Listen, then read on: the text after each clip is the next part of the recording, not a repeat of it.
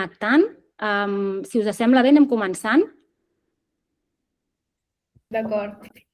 Us dono les gràcies per acompanyar-nos en aquest webinar que hem organitzat amb Junior Report conjuntament amb LCI Barcelona, que és aquesta escola de disseny i arts creatives i que és partner estratègic del nostre projecte també. Avui parlarem de moda i sobretot del futur de la moda conscient, com pot evolucionar el sector cap a models més sostenibles, més innovadors i més responsables. I ho farem amb l'Estel Vilaseca, que ens acompanya. Ella és directora de l'àrea de moda de l'LCI Barcelona, amb més de 25 anys d'experiència vinculada al món de la moda i la comunicació i la innovació també. L'Estel va estudiar comunicació audiovisual, va ser una de les pioneres en l'aplicació d'internet i les noves tecnologies al sector de la moda i actualment treballa per impulsar una moda més creativa, més innovadora i més sostenible. I per acompanyar les noves generacions també, imaginar i construir un futur millor per a aquesta indústria. L'any 2019, a més, va impulsar el Simposi de Moda LCI Barcelona, un espai de reflexió i debat sobre els grans reptes i oportunitats del futur de la moda. De manera que, Estel, moltes gràcies per ser avui amb nosaltres i per acompanyar-nos. I et deixem pas per començar aquesta conversa tan interessant i tan necessària, especialment en un context marcat pels reptes ambientals i el canvi climàtic com vivim avui dia. Gràcies, Gemma, per la introducció i gràcies a totes les que esteu connectades per escoltar-me.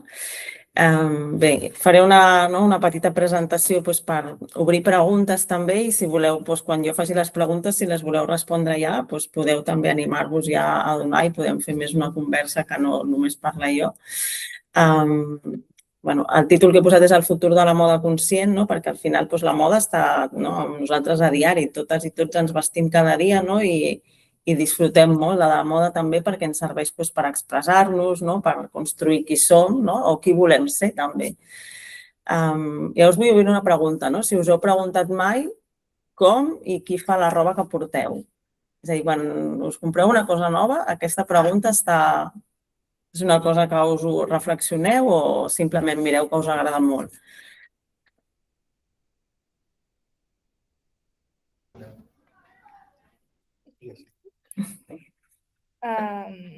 No sé. No li dono importància. No hi creieu, no? No. Avui parlaré una miqueta de tot això, perquè jo crec que és important i això ens ajuda una mica.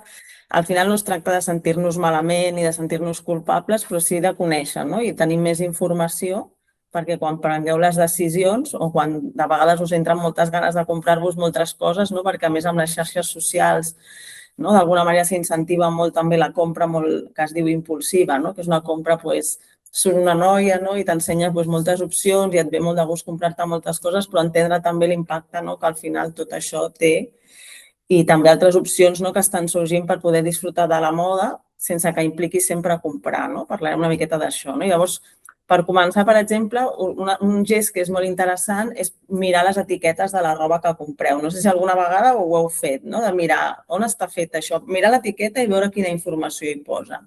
No sé si teniu a mà alguna peça, alguna jaqueta que pugueu mirar.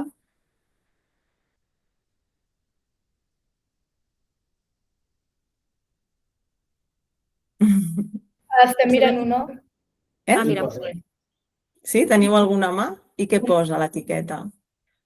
Que és d'Adidas i està fabricat en Vietnam.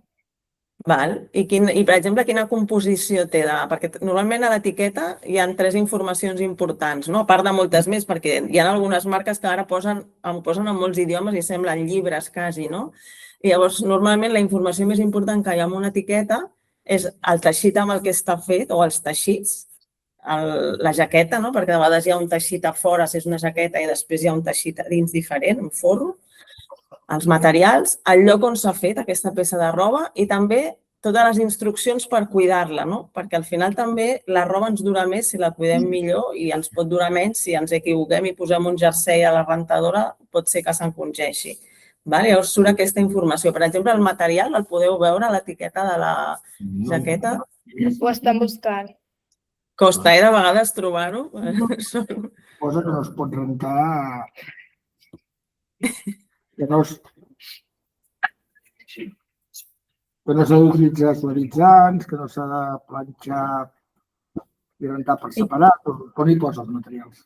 I el material no posa, no hi surt, curiós.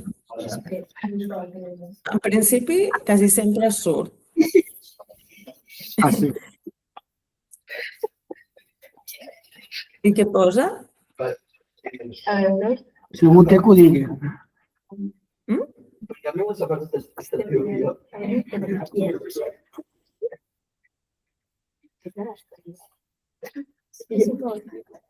No, cosa de Mira,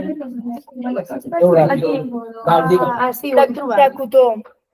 De cotó. I posa 100% cotó, per exemple, o posa cotó i un altre cosa? El meu, 65% cotó. I després l'altre què és? Polièster. Polièster. Val. Doncs mira, ara entrarem una mica a parlar dels materials, val? Que és una cosa que és important, no? Ara hem parlat de quin teixit. Doncs hem trobat cotó, polièster, que de fet són probablement els més habituals. Llavors, les fibres, no, es classifiquen essencialment, és com una classificació la més simple possible, no, en 3 tipologies. Hi ha les naturals, que són d'origen natural. El cotó, al final, és una planta, que hi ha una persona, no, la conrea en un camp i llavors surten, no, sobre el cotó, que a més als Estats Units, per exemple, ha estat molt lligat amb l'esclavitud, és a dir, hi ha tota una història també darrere d'aquests materials. I llavors el cotó, no, és una fibra natural que s'ha d'agafar i es conrea i es recull, val? Perquè veieu, per fer el fil de cotó d'aquest jersei és un procés molt llarg. S'ha de conrear, ha de créixer, s'ha d'agafar, és a dir, no? Per una samarreta de cotó que et compres, que potser et costa molt barat, hi ha tot un procés molt llarg on hi han participat moltes persones.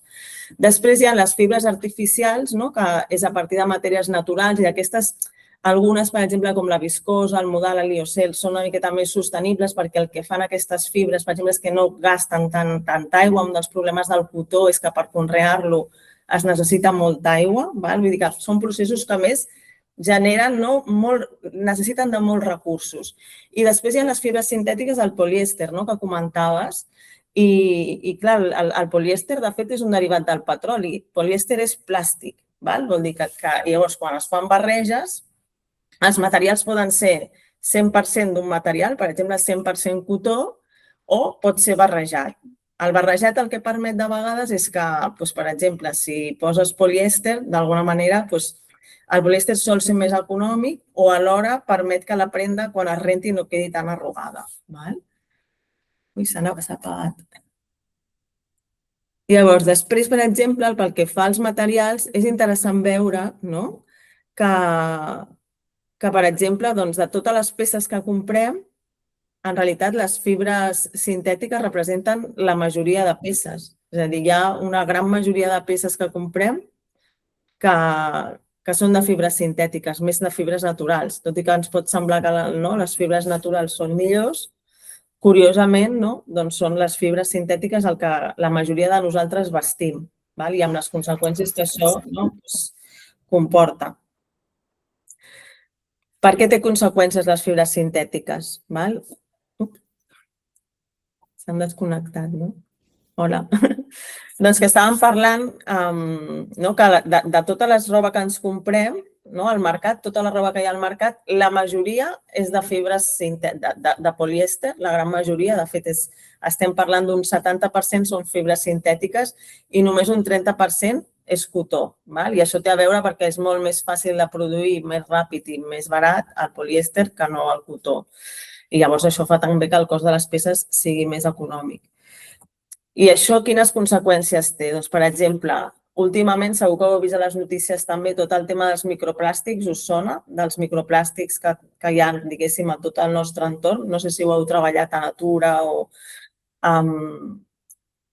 Quan tu agafes una peça que té polièster i la rentes, quan la poses a la rentadora deixa anar plàstics molt petits. Llavors, aquests plàstics acaben a l'aigua i llavors, diguéssim, aquesta aigua acaba al mar i els peixos es mengen els trossets de plàstic i després nosaltres ens acabem menjant aquests peixos. Llavors, clar, al final té unes conseqüències molt greus. És a dir, al final, tota la roba que portem, que la rentem a diari moltes vegades, tot això va generant tots uns residus al mar que fa que el mar estigui ple de microplàstics. No només és per la roba, però la roba és una dels grans contribuents a que al final els peixos tinguin tants microplàstics i alhora després això té unes conseqüències per la salut que s'estan investigant i es parla, deia Gemma abans, dels disruptors endocrins. Al final tot això és una cosa que realment té unes conseqüències per la salut realment molt, molt greus.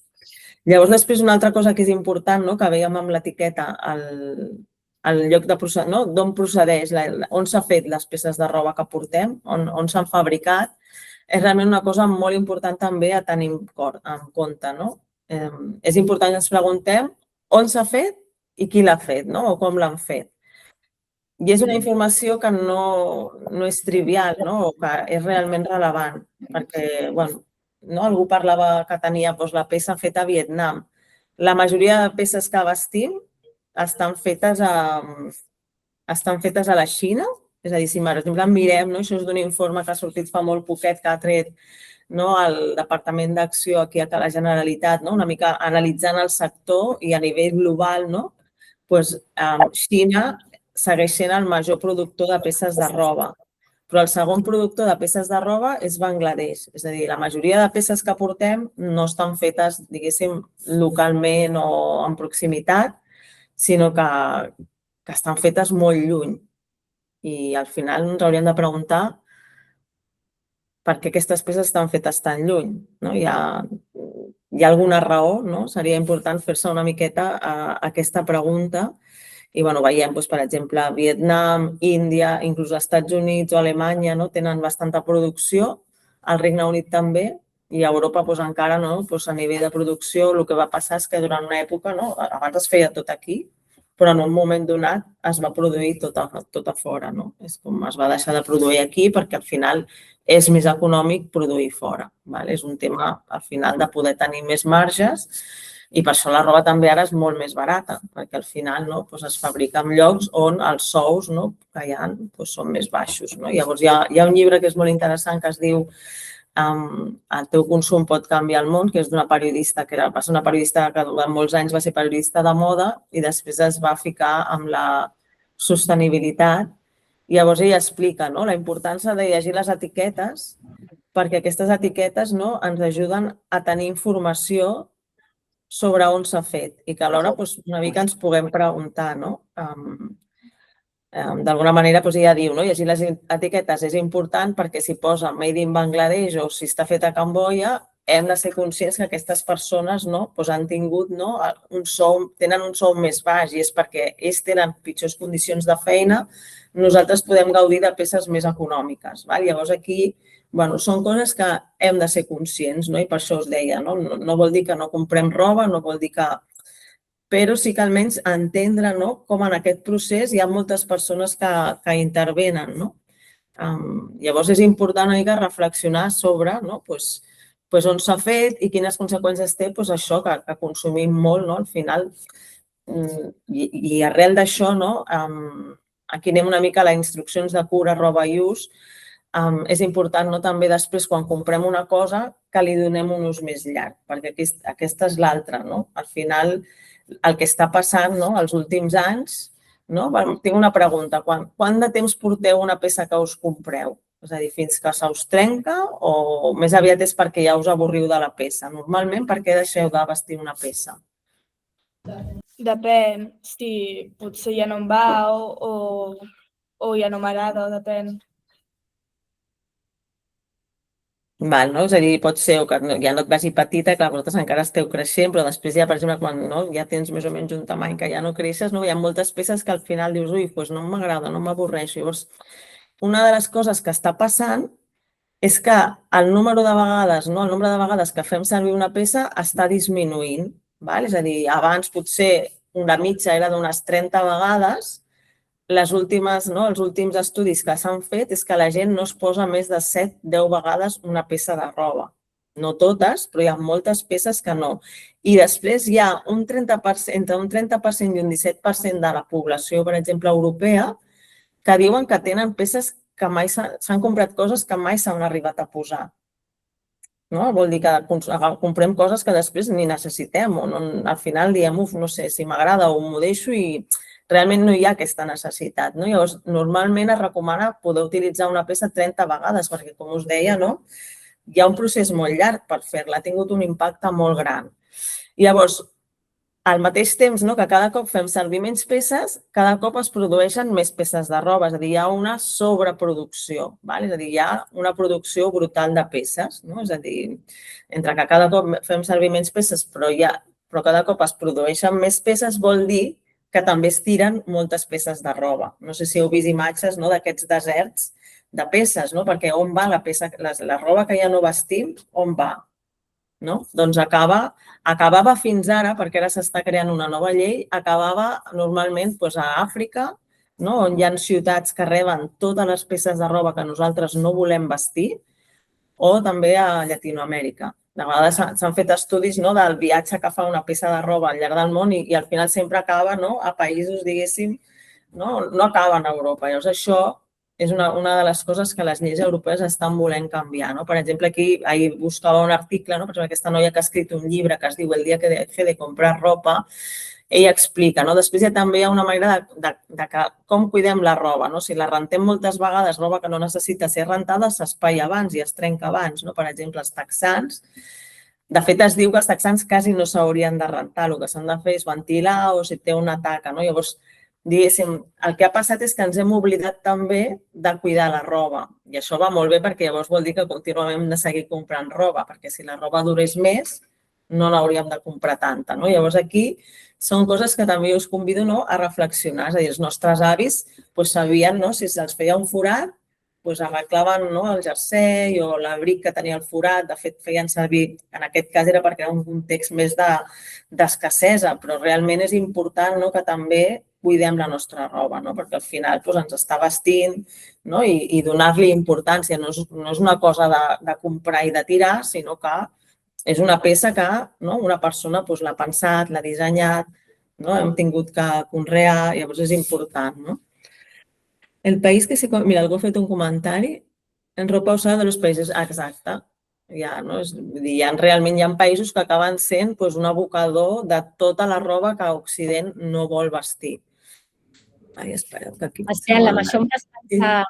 La meva família ve de família de roba. De fet, la meva tenia una botiga de roba. El meu pare fabricava roba al Maresme, que al Maresme ara ja... Exacte, ara hi ha molt poc. De la roba i del teixit, que va morir. I recordo, quan la meva mare venia a la roba, les senyores anaven a comprar-se un vestit, que era el gran vestit que portarien durant tot aquell any d'arreglar. Per tant, en tenien un o dos, que era molt car, però només en tenien dos. I la roba era molt bona a nivell de fabricació. És a dir, que les coses han canviat molt.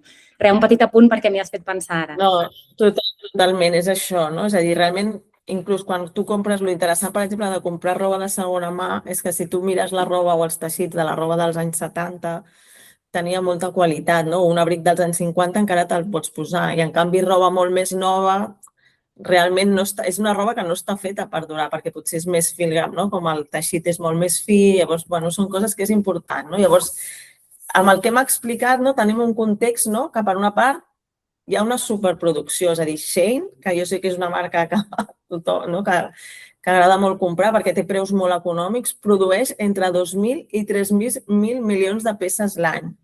Estem parlant que al món en aquest moment hi ha uns 8 milions de persones, és a dir, vol dir que pràcticament tenim molta més roba de la que necessitem.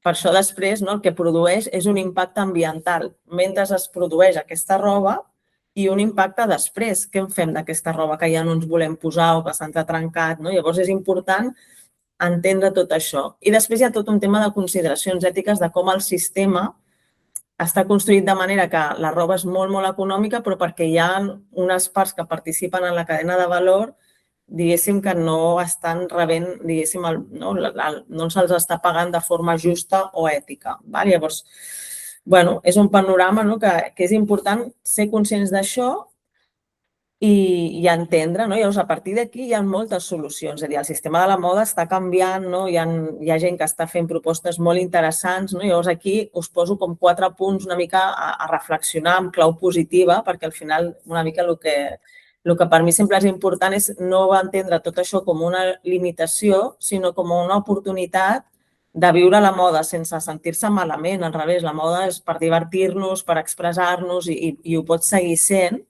però també entendre que hi ha moltes més opcions que no potser comprar de forma molt seguida. Llavors, ara veurem totes aquestes possibilitats i gent també que està volent transformar. Llavors, per la Brenda Chávez que us comentava, ella d'alguna manera considerava que, a més, nosaltres com a consumidors tenim molt més poder del que pensem per canviar aquestes coses que no ens agraden del sistema de la moda. Llavors, a partir d'aquí, nosaltres decidint a quines marques comprem o inclús preguntant a les marques que ens agraden, el Zara, Stradivarius, d'alguna manera nosaltres a través de les xarxes socials preguntant qui fa la nostra roba, involucrant-nos més, podem ajudar que el sistema canvi. I això és el que vam fer el 2013, dos dissenyadores de moda van muntar una organització sense ànim de lucre que es diu Fashion Revolution. La van muntar després que va haver-hi un accident molt, molt greu. Es va derrumbar un edifici al Rana Plaza. Vosaltres éreu molt petites, però el 2013 va passar aquest accident que per mi va marcar un abans i un després. I d'alguna manera va ensenyar allò que mai veiem, que és les persones que fan aquesta roba.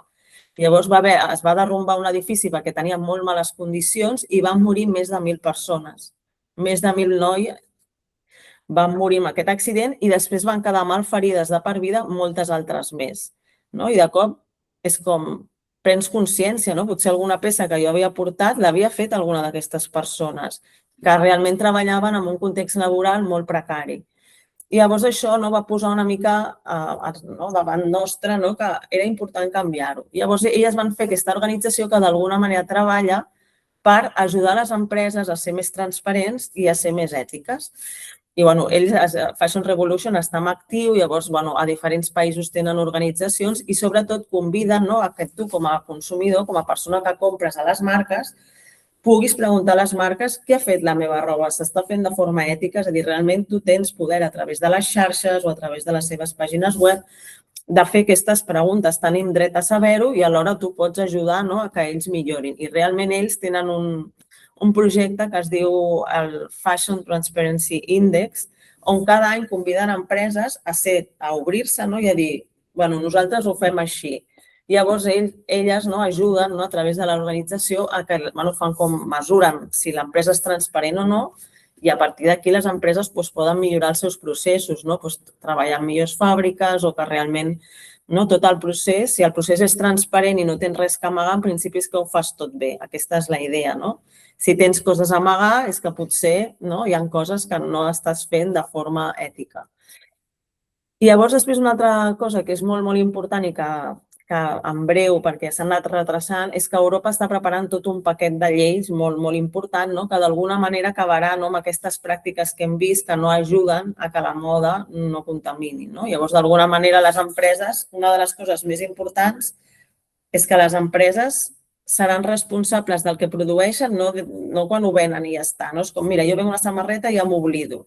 No, a partir d'ara les empreses són responsables del que fabriquen fins que desapareix la prenda. Llavors ja no podran enviar-ho a altres països. És el que us deia, de que ara ho envien a tercers països, però no, ara això no pot passar. I tampoc es pot cremar, perquè una cosa que feien les marques és que quan els havia sobrat molta roba, com que no volien vendre-ho molt barat, ho acabaven cremant. Cremant roba nova, us imagineu? De cop cremaven tonelades de roba, moltes marques de luxe, per no haver-les de vendre a un preu molt baix. Llavors, això és una cosa que està canviant i, de fet, una de les mesures que es vol implementar és el passaport digital. Llavors, quan aneu a comprar, perquè heu vist a l'etiqueta, hi havia molta informació. A les etiquetes que heu mirat, teníeu molta informació?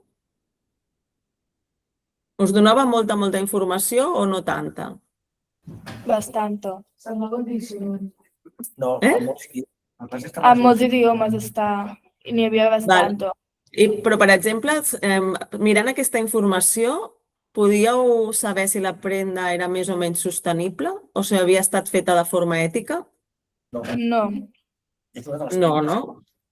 Doncs ara una mica la regulació europea amb aquest passaport digital el que vol és que tu puguis tenir més informació i saber, per exemple, si s'han fet servir materials reciclats o no, si, per exemple, quan s'ha dissenyat s'ha pensat perquè després la prenda no tingui un impacte negatiu.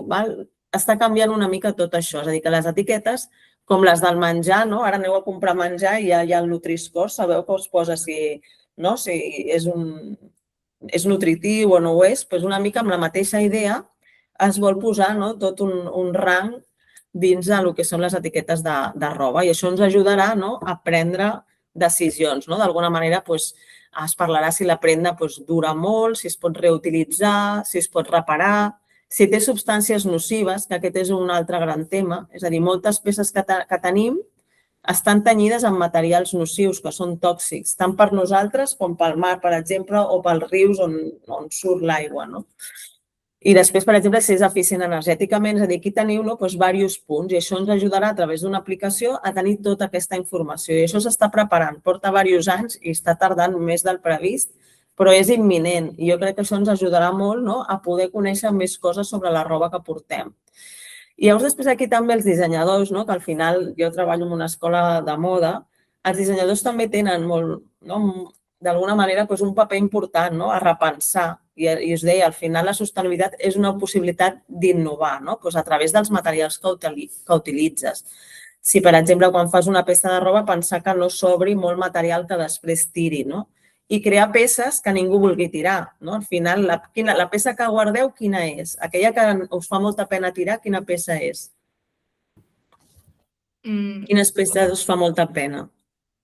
No sé, una que m'hagi agradat i ja no em vagi bé o que s'hagi fet malbé.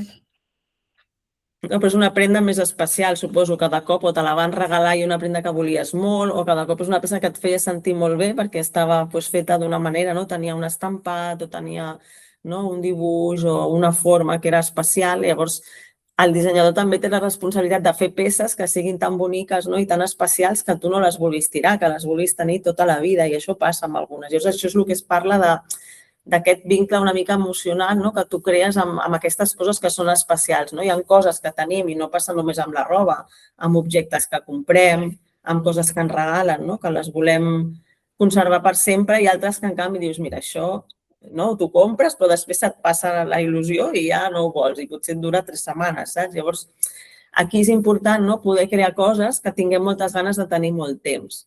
I després és important també què passa després quan la peça ja no la volem fer servir, tot el tema de gestió de residus. Llavors aquí us he compartit un projecte que ha fet una de les nostres alumnes que es va acabar l'any passat i ella va fer un projecte on les peces estaven fetes totes amb biomaterials, amb un bioplàstic, de manera que les seves peces de roba, un cop tu no les vols fer servir, es poden, diguéssim, degradar i són biodegradables, no deixen cap impacte. Es desfan i desapareixen. Vull dir, això ens ensenya que hi ha altres maneres i que probablement en un futur les peces que vestim no tindran l'impacte que té ara els materials que vestim, que són els que ens ofereix el mercat. Aquí veieu la col·lecció que va presentar la Laia, que va desfilar a Madrid, amb una desfilada, amb les diferents peces que ha creat. I tot això ho va fer ella, aquí al taller de l'escola, va crear totes aquestes rodonetes amb aquest material que ho feia a partir de... És una mica una col·lecció de laboratori, que jo dic. Ella va crear una fórmula amb uns líquids, que aquí hi ha un procés químic, però natural, diguéssim, i llavors va crear aquests cercles i després es va juntar amb una espècie de cola, però que era una cola biodegradable i que no era tòxica, que era del mateix material, i van ajuntant totes les peces.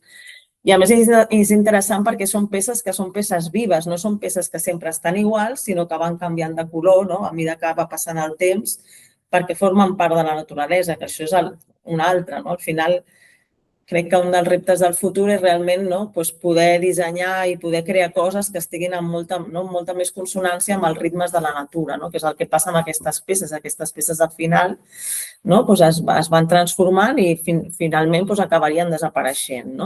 Aquí us he posat un altre exemple perquè tots portem sabatilles d'esport i llavors tant Nike com Adidas van crear aquestes sabatilles que es diuen, en el cas d'Adidas és Prime Knit i amb Nike, ara no me'n recordo el nom, però també té totes aquestes que són totalment teixides.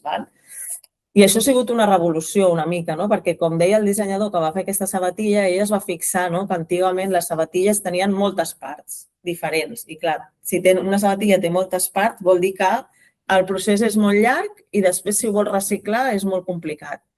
I en canvi, amb aquesta idea, ell va aconseguir que fent un teixit es reproduís pràcticament una sabatilla de forma molt similar, però està feta d'un sol material.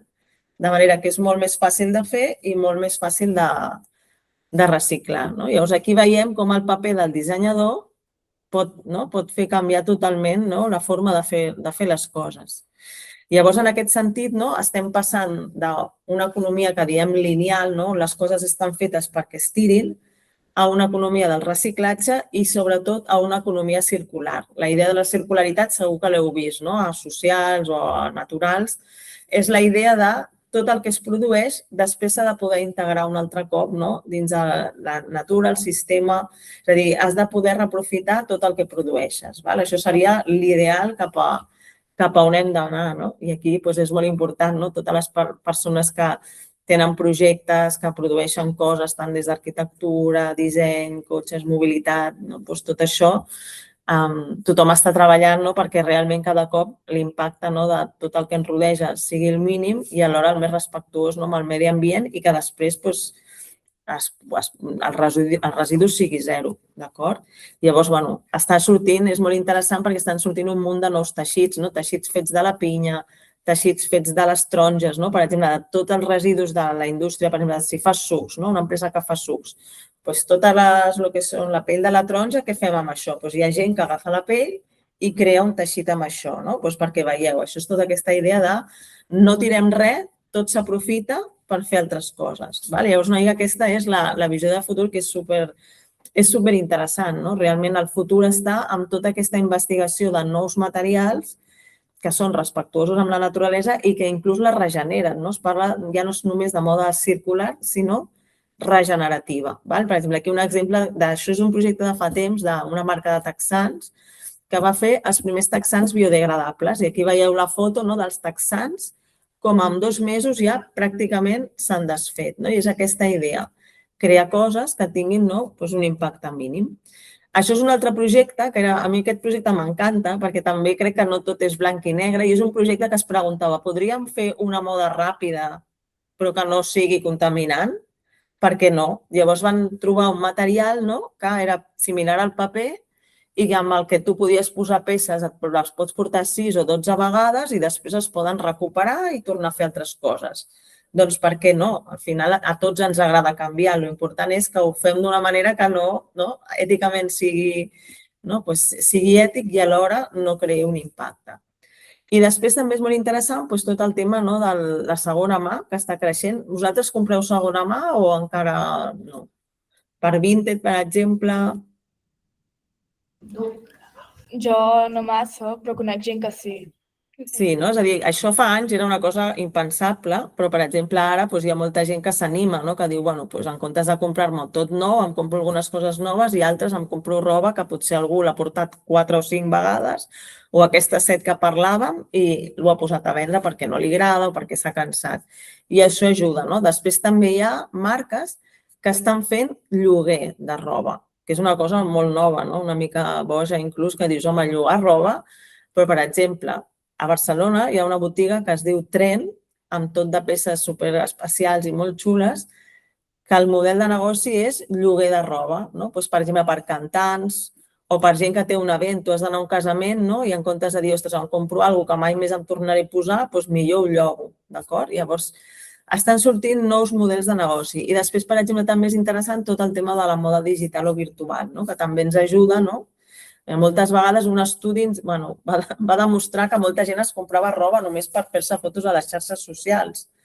Però, clar, imagina't, una peça de roba que només te la compres per una foto que genera molt impacte. Llavors van crear tot un projecte on un estampet, tu et compraves la samarreta llisa i podies posar-hi diferents estampats per fer-te diferents fotos amb diferents estampats, però la samarreta que tenies només era una, d'acord? Vull dir que hi ha gent que realment està buscant maneres que puguem disfrutar i jugar amb la moda sense que tingui un impacte. Llavors aquí amb el tema de jugar, ja anem ja a l'últim punt, ja estic acabant, i llavors aquí s'obre també una pregunta, sobretot vosaltres que sou la generació que heu crescut amb Minecraft, amb els videojocs. Al final la moda actualment no és només una peça de roba, és entreteniment. Llavors, les marques estan entenent, estan veient que la gent no només vol comprar moda, sinó que compra roba perquè al final formen part d'una cultura, d'una identitat, perquè expliquen històries. No sé, per exemple, Nude Project, no sé si us sona aquesta marca, que és una marca de suadores, per exemple. Doncs aquesta marca, sobretot, el seu negoci es basa en explicar històries al voltant de la seva roba. Vull dir que en aquest sentit, moltes marques, l'important no només és la roba en si, sinó tot el que expliquen al voltant d'aquesta peça de roba. I inclús s'ha creat, hi ha uns nous conceptes que és de merchandising, que merchandising és un producte, a merchantainment, que és entertainment i merchandising, és a dir, és unir producte i entreteniment. I una mica el que es ve a dir és que la moda no només és una peça de roba, sinó que s'està convertint en entreteniment. I això com ho estem veient? Perquè això ja està passant ara. És a dir, moltes marques de moda no només tenen botigues de roba, sinó, per exemple, Brownie, que no sé si us sona, és una marca de roba també. A Madrid té una botiga que també té una cafeteria, perquè al final la gent no va només a comprar roba, la gent va a trobar-se o va amb la seva mare o amb les seves amigues, llavors van a mirar roba i després es prenen un cafè. O Zara, per exemple, està obrint cafès per tot el món, d'alguna manera. O, per exemple, a París hi ha una marca de moda que ha obert una llibreria. O, per exemple, ara als estius, moltes marques estan obrint hotels o, per exemple, petits espais a la platja. Llavors, després, per exemple, Pull&Bear, que sí que és una marca que segur que us sona, de cop fa accions com un concert, activacions, o són accions de comunicació, però també per crear comunitat entorn a la marca. O, per exemple, hi ha una marca, Chanel, que té un club de lectura. Al final, dius, ostres, com pot ser que les marques estiguin fent tot això? Perquè d'alguna manera també estan veient que en un futur probablement no podran produir tanta roba. Llavors necessiten trobar noves maneres de connectar. Llavors, aquí acabo. Espero que us hagi semblat interessant tot el que hem parlat i no sé si teniu alguna pregunta de tot el que us he explicat o hi ha alguna cosa que us hagi semblat curiosa o que mai havíeu pensat. Moltes de les preguntes que havíem preparat ja les has respost, però tenim alguna altra. Recordem-nos el centre, sisplau, d'on veniu. Som de l'Escola Noia, d'Igualada. Perfecte. I en segon d'ESO. Fantàstic. Hi ha marques conegudes que no facin servir el fast fashion? Sí, hi ha moltes marques que, de fet, aquí a Barcelona, per exemple, Barcelona, Catalunya, com deia la Gemma, com que venim d'una tradició textil, per sort encara queden. Llavors, el que ha passat, i sobretot després de la pandèmia, algunes marques van tornar a produir una miqueta més a prop d'aquí i després hi ha moltes marques nascudes, marques joves, que ho fan tot aquí, a nivell local, i fan col·leccions més, com diguéssim, no produeixen tant, fan col·leccions més limitades o, per exemple, inclús a demanda. És a dir, tu compres, però per anticipat, i la marca produeix en funció del que la gent ha reservat. I hi ha moltíssimes marques aquí. Inclús Brownie, per exemple, jo crec que és una marca, no és una marca que coneixeu perquè la gent jove compra. Ells tenen les oficines aquí, produeixen bastant a Portugal, a Espanya o inclús algunes coses a Turquia, però és bastant de proximitat i fa 2 col·leccions a l'any. En canvi, per exemple, Shein, que és fast fashion. Al final, el concepte de fast fashion, inclús Inditex, que considerem fast fashion, té algunes peces que estan fetes aquí i hi ha col·leccions que fan ara nous dissenyadors, estan intentant sortir del fast fashion, Però sí, hi ha moltes marques que no són de moda ràpida. D'alguna manera, hi ha marques que tenen, com us deia, 2 col·leccions a l'any o dissenyadors o marques petites. Per exemple, a Barcelona, que són d'aquí, hi ha Himaguas, potser us sona, Susmis, hi ha un munt de marques que no són fast fashion i opcions. Sí que és veritat que els preus són una mica més grans. Per exemple, la GAM, no sé si us sona, que és una marca que va fundar una noia que al principi era influencer i després va fer aquesta marca, que és una marca molt xula, on ella va fent col·leccions petites, també les va traient, però fa col·leccions tirades petites, no produeix 1.000, sinó menys quantitat. I sí que hi ha opcions. Llavors, aquí és una mica seguir gent que us pugui anar informant d'aquestes marques, que és interessant i al final realment de vegades val la pena poder-les apoyar perquè podran continuar si la gent les compra. I una última pregunta. Quines zones del món són menys respectuoses a l'explotació de menors? En la moda. Bueno, però vols dir, és a dir, nosaltres, clar, en realitat és Occident el que és menys no? Em pots tornar a fer la pregunta? Quines zones del món són menys respectuoses a l'explotació de menors? Amb accés d'hores. Amb accés d'hores. Clar, en el fons, les zones que són menys respectuoses ho són, però diguéssim perquè no és que són ells que no són respectuosos, sinó que hi ha algú que els hi està demanant la roba, no? És a dir, doncs, per exemple, clar, no parlàvem Vietnam. Xina, per exemple, ja comença a estar molt més regulat, però encara segueixen sortint casos d'explotació infantil, però Vietnam, Bangladesh, per exemple, que és on es va passar aquest accident, no? Tots aquests països, doncs realment, clar, són països menys regulats, però inclús a vegades ha passat que aquí a Espanya també s'han trobat tallers il·legals o inclús a zones més properes on en principi tens la sensació que està més regulat. El que passa que aquí, clar, són tan responsables els països on això passa com les marques que d'alguna manera estan contribuint fent les comandes en aquests països. Llavors, jo crec que és una doble responsabilitat, inclús nosaltres, per això us deia, no ens hem de sentir culpables, però hem de ser conscients de que en el fons tots formem part d'aquest sistema i precisament intentar contribuir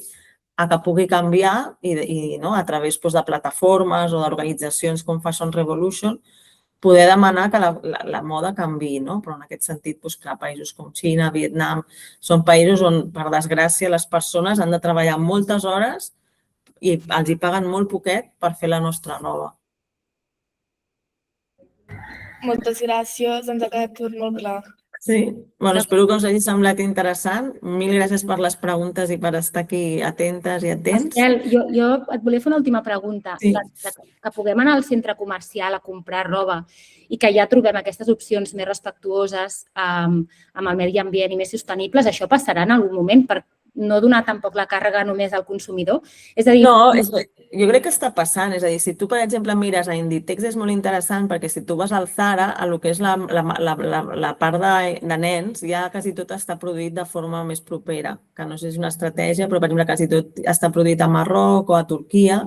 I a veure, ells estan molt auditats. És a dir, hi ha una cosa que es diu auditories on les marques de roba, diguéssim, les auditen. I a veure, tots... D'alguna manera, moltes marques estan volent-se també deslligar d'aquesta idea de l'explotació. El que passa que no sempre poden controlar bé els proveïdors. Els ha sortit a Nike, és a dir, hi ha moltes marques on han tingut problemes perquè al final, entre poder donar un preu democràtic i poder garantitzar que tu no estàs explotant és molt complicat. Però sí que jo crec que cada cop hi ha més opcions i, evidentment, la regulació, per això t'ho dic, al final el consumidor fa el que pot perquè no tothom té diners, saps?